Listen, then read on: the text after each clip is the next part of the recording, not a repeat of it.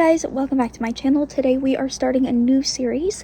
Basically, long story short, I'm trying to recreate as many dresses on my Pinterest board as possible. Now, the subject matter for today is this lovely dress.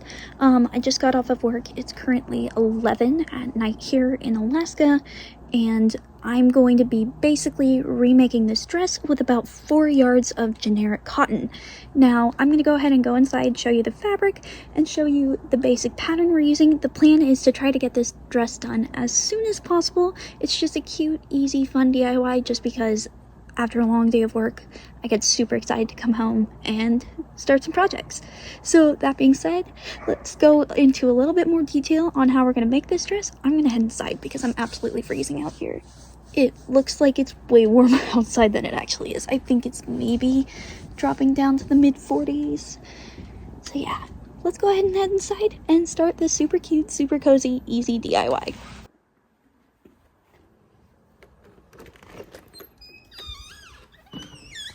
Okay guys, so the original listing was on Pinterest, but I ended up finding the purchasable item on Etsy for about $400, which is absolutely mind-boggling. And now that I'm seeing what it looks like a dupe of a Selkie dress because it has that overskirt to it. But essentially, we're trying to recreate this dress to the fullest. Ignore my crazy scrolling. I was trying to get good shots for you guys. Now, the primary features of this dress include extremely puffy sleeves, a really flared skirt, a really structured bodice. It's a sweetheart bodice, which should be fairly easy to replicate. Now, the one thing I am going to replace is the back currently has a lace up. I don't really like doing those because they take a long time. Instead, we're going to add a zipper. Final thing that I noticed is the extensive amount of lace. Now, instead of having a matching bow, we're just going to do a bow that is contrasting. And then otherwise, we're going to keep the silhouette the same. Okay, so now that we're indoors, my family is gone camping for the weekend because I'm going to be working most of the week in their absence, and I couldn't take it off, unfortunately. Yay me! But anyway, the basic inspiration for this dress is I have been hyper-obsessing over whimsy, cute cottagecore dresses recently. And I kind of am trying to create the perfect dream wardrobe just because I'm a tad bit depressed. And it gives me a little bit of serotonin, a little bit of happy juice, I guess, every time I make something. So that's the goal for tonight, is to just make a cute, happy little dress. Because I really want to, and I'm feeling a little sad, if we're being honest. But shh, don't tell anyone. So I went ahead and picked up this cute little bow. And that's going to go in the center of the bodice. And then I basically bought 4 yards of this platinum blue. Give me just a sec. I'll find some better lighting to show you. I don't know why I said platinum blue, but here's better lighting. Phantom blue. It's this really beautiful peacock kind of color. And because I have a whole free table, because no one's here, I'm gonna totally do something mature tonight and cut out dress pattern pieces. So with that being said, I'm gonna go grab a random pattern, I guess, to see if I can recreate this dress with literally the least amount of tools possible, because I kind of want to be lazy and just make a cute dress on the fly, because who doesn't love that, you know? But anyway, the game plan is make a cute dress over the weekend when I'm not working, see if I can have it done by, say, Monday morning, and voila! New dress, I guess, apparently. So that's what we're gonna do. I will meet you back. Oopsies, I just dropped my AirPods. I will meet you back in a little bit to show you our patterns.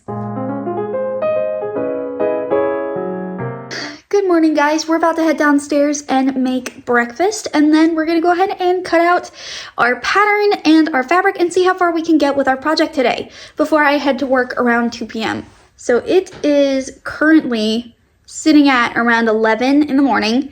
I slammed my finger really hard last night. Didn't think it was going to leave a bruise or anything. And now I can like barely bend it without it hurting. It really hurts. I can't pick up any weight or move it a lot without it like screaming at me. So we're going to work with that new element, I guess. Just for reference, I can lift stuff like this, but if I were to lift it like that, I mean, I guess it doesn't hurt now, but it was hurting earlier. If I were to pick this up with this finger, it would really hurt. Okay guys, to recreate the silhouette we're looking for, the pattern that I ended up choosing is one that is very familiar on this channel at this point. It is 7668 by McCall's, and the game plan at the current moment is to adjust the bodice to make it a sweetheart neckline, lengthen the skirt so it goes down to my ankles, and then make the ruffle 2 to 4 inches larger so that it will fit that really frilly look that we're looking for in the original design. Now I have this beautiful lace that we're gonna go ahead and attach around the sleeve cuffs, around the collar, and around that bottom skirt ruffle. There should be more than enough here. And then like I showed you last night, we have 4 yards of this really pretty phantom blue. So now the game plan is I'm gonna lay this out, measure the skirt length for my body, cut the pattern pieces out, and then once that's done, I'm gonna go ahead and try getting as much sewing as I can done today. Okay guys, so I just measured the length of my leg and it is 31 inches down to about mid-calf, which is where I want it. And now for the ruffle, I think I'm gonna make it 8 inches wide just so it's nice and full. And then I will make sure to cut the lace to the same length when I end up sewing it together. I do have to head to work in about 2 hours, so I'm trying not to stress myself out, but we'll see how it goes. The last thing I'm gonna mention is, because I'm trying to keep it simple, the maximum stability and structure I'm gonna add to this dress is probably just gonna be interfacing. Just because I don't really have that much time to like do anything. So now that we've gotten our measurements done, let's go ahead and cut things out.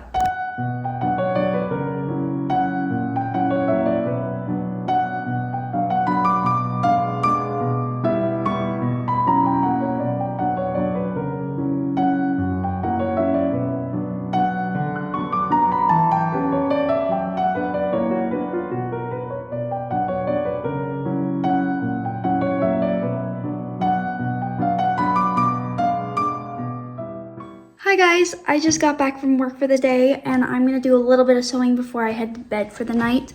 I have gone ahead and cut everything out, and the first thing I'm gonna do is start sewing the ruffle together. My plan is to try to get the skirt done if I can this evening. If I can't, that's okay, but for now we're gonna go ahead and sew the ruffle together, which is basically 2 super long 4-yard pieces. So in total, it's an 8-yard ruffle, which is crazy big, but I'm hoping it'll look nice. So the plan is sew the 2 pieces together and then go ahead and hem them. And then once that's done, we will go ahead and work on the main body of the skirt. So we ran out of thread mid-ruffle and I decided, well, I may as well measure this to make sure I have enough. Holy crap! Do you ever question how much fabric you're gonna need and you think you're gonna need more than you actually do? So I went ahead and went back to Walmart after my shift at work today and bought another 4 yards of fabric because I knew I was gonna need more for the skirt, apparently. Here's our current situation. Which is great. We love that because it's not like more than half of the rest of the dress actually needs the same lace. The other thing that's frazzling me is I'm gonna need buy more of this lace off of Amazon because I was originally planning on using it for a silky dress I make this fall.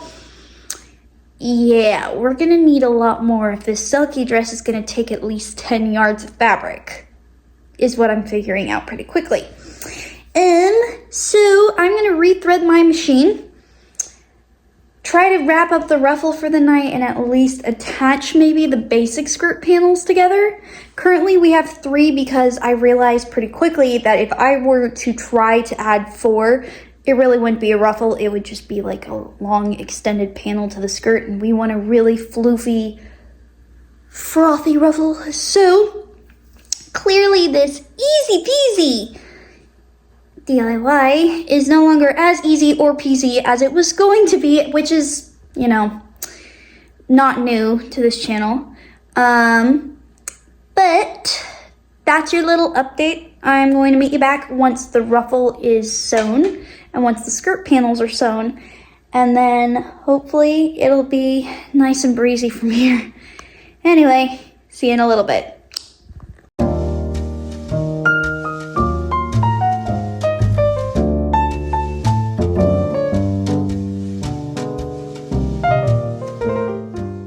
Okay guys, it is getting pretty late, so the last thing I'm going to do this evening is attach the ruffle to the base of the skirt now that both are finished.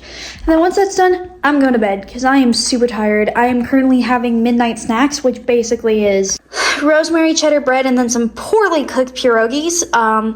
Here is the look outside. It's still pretty light out, but it's starting to get really dark, and I'd like to go to bed before it gets dark, which is usually around 1. Because if I don't fall asleep when it's actually dark around 2:30 in the morning, it actually starts having the sun rise again right now.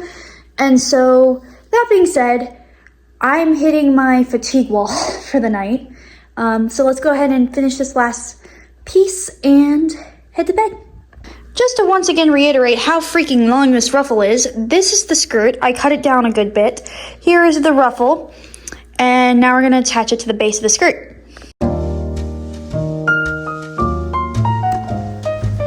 So I've gone ahead and finished the ruffle on the skirt, and here is what she looks like. So cute. So now we're going to go ahead and start working on the bodice, and the first thing I'm going to do is work on the structural portion of the bodice. So that means we're going to sew the lining together, and we're going to go ahead and attach a layer of interfacing, and then we're going to add boning to a couple pieces to replicate the bodice that you see in the picture. So that being said, let's go ahead and get started.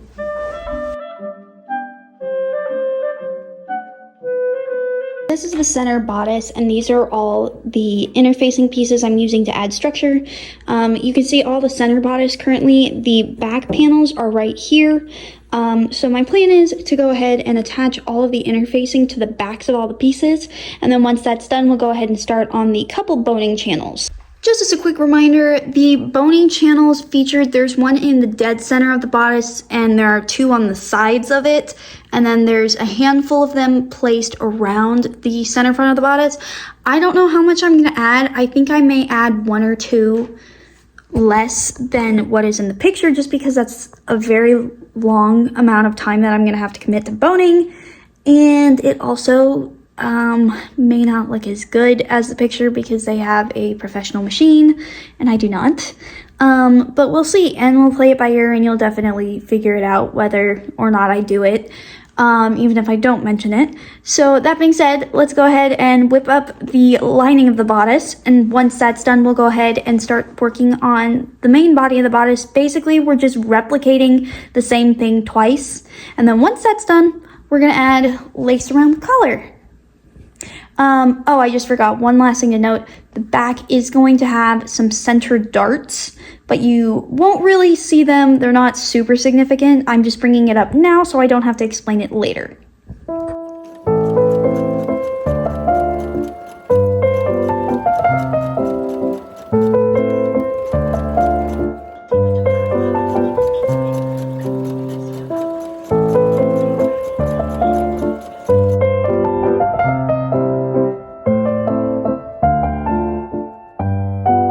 Okay guys, now that we've gotten the bodice and the skirt done, we're going to go ahead and attach them together, and then the last thing we'll have to do is sew the sleeves.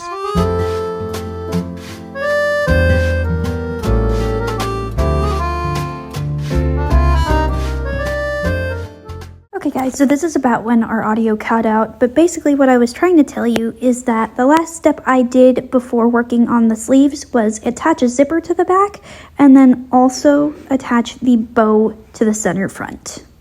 Okay guys, so we have gone ahead and attached the zipper to the top portion of the back. Now I just need to attach the base of the zipper to the rest of the skirt. I don't know what to think about this.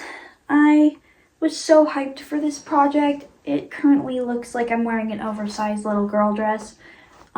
But the last thing we have to do other than the zipper is to sew the sleeves. Now, just for me, because I need a little bit more shape with this, because currently I feel like I'm wearing an oversized potato sack, I'm going to add a waistband or a waist tie around the back just to have a cute little bow.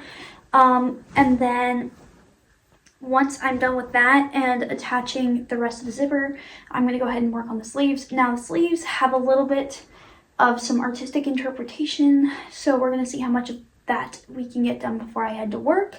And then once we're as far as we can go, I guess I'll meet you back later on and see if we can finish this project up. Yeah, so there's your little update. Not sure what to think about it yet. I like it. It just kind of feels a little cartoony, so we'll see. Anyway, see you in a little bit.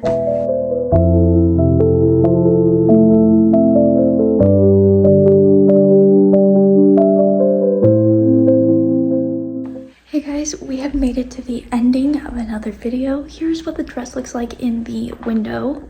I'm not going to show you too much, so this is what your look looks like right now. But anyway, now that it's finished, it definitely is giving me Sophie vibes from Howl's Moving Castle. So that being said, my inspiration for the final reveal very much is going to be emblematic of that. I kind of figured out pretty much halfway that it looks like I'm making some kind of reenactment of a Studio Ghibli costume, which is great. You know, I love that aesthetic. So that being said, we're gonna go ahead and add a little more flair to it by filming in one of the prettiest locations in my opinion in Alaska, which is Hatchard Pass. It's got all these beautiful tundra meadows, look very much otherworldly, lots of flowers, blueberries. It's gonna be absolutely gorgeous and so whimsical.